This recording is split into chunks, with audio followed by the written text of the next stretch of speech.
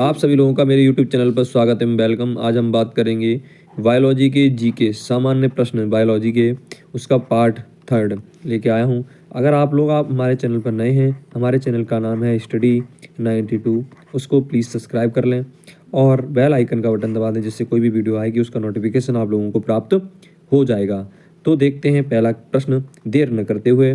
पहला प्रश्न कह रहा है फाइकोलॉजी में किसका अध्ययन किया जाता है? तो आपका फाइकोलॉजी में शैवाल का अध्ययन किया जाता है। डीएनए की खोज किसने की थी? बात आपसे ये पूछी जा रही है कि डीएनए की खोज किसने की थी? तो वाटसन एवं क्रिक नामक 2 वैज्ञानिक थे, उन्होंने डीएनए की खोज की थी। रोग है खसरा। खसरा रोग का कारक या वाहक कौन होता है? तो ये विषाणु होते हैं। तो खसरा रोग जब आपको होता है तो उसमें क्या होते हैं? विषाणु होते हैं। गाजर का रंग नारंगी होता है, क्यों? आपको ये बताना है। तो जो गाजर होती है उसका रंग नारंगी होता है, कैरोटीन के कारण रंग कैसा होता है? नारंगी होता है। विटामिन सी का रासायनिक आपको नाम बताना है।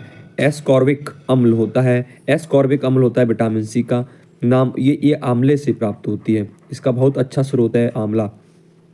दूध में कौन सा प्रोटीन पाया जाता है? आपको ये बताना है। तो कैसिन नामक प्रोटीन दूध के अंदर पाया जाता है।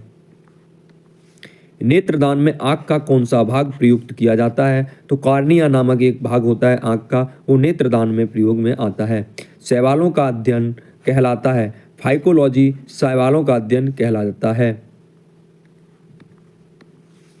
पेनिसिलिन की खोज किसने की थी? तो अलेक्जेंडर फ्लेमिंग ने पेनिसिलिन की खोज की थी।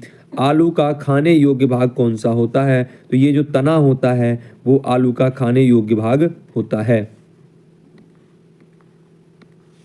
मानव शरीर की किस अंग की हड्डी सबसे लंबी होती है? तो जांग। जांग होती है मानव शरीर के अंदर सबसे बड़ी हड्डी। वो कहाँ होती है? जांग के अंदर। आज इस हड्डी को हम किस नाम से जानते हैं? आपको ये बताना है। इस हड्डी का जो जांग के अंदर पाई जाती है इसका नाम होता है फीमर।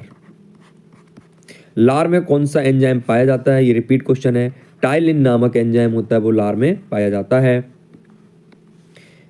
डायस्टेज एंजाइम का स्रोत क्या है? तो लार ग्रंथि होती है डायस्टेज एंजाइम का स्रोत। शरीर में ऊतकों का निर्माण किससे होता है? तो प्रोटीन से ऊतकों का निर्माण होता है। प्रोटीन का पाचन होता है, कहाँ पर होता है? छोटी आंत के अंदर प्रोटीन का पाचन होता है। टिक्का रोग किस फसल से संबंधित है? तो आपको मूंगफली जो होती है उसके अंदर टिक्का नामक रोग हो जाता है। कोशिका का शक्ति ग्रह या पावर हाउस किसे कहते हैं? तो माइटोकॉन्ड्रिया को कोशिका का शक्ति ग्रह या पावर हाउस कहा जाता है। किसके द्वारा आनुवंशिकता के विज्ञान को आनुवंशिकी कहा गया? तो वैटसन ने। किसने कहा? वैटसन नामक वैज्ञानिक ने कहा। सोते समय रक्तदाब में क्या परिवर्तन होता है? तो हमारा जो रक्तदाब होता है सोते समय घट जाता है। हमारे शरीर में लाल रुधिर कणिकाओं का निर्माण कहाँ स्थित होता है? तो अस्थमज्जा के अंदर लाल रुधिर कणिकाओं का निर्माण होता है। अगर आप सभी लोगों को हमारा ये वीडियो पसंद आया हो तो अगर आप हमने अब तक हमारे चैनल को सब्सक्राइब नहीं किया है, हमारे चैनल का नाम है स्टडी 92, उसको प्लीज़ सब्सक्राइब करें, बेल आइकन का बटन दबाएं और लाइक एवं शेयर करना ना भूलें। जय हिंद, जय भारत।